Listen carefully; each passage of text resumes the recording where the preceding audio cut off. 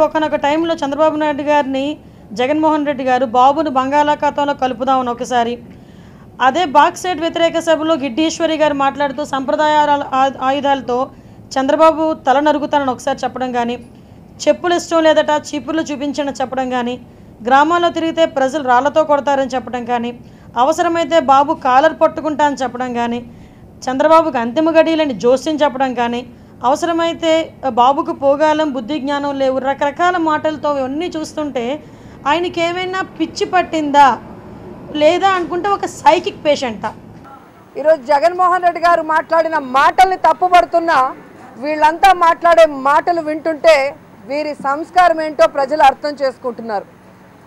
జగన్మోహన్ రెడ్డి గారిని నీ అంతు చూస్తామన్నారు, ఉరి తీయాలన్నారు, ఉన్మాది అన్నారు, సైకో అన్నారు, పిచ్చి కుక్క అన్నారు. ఇవన్నీ మాటలు వీరి సంస్కారానికి ప్రతీకగా ప్రజలు గుర్తిస్తున్నారు.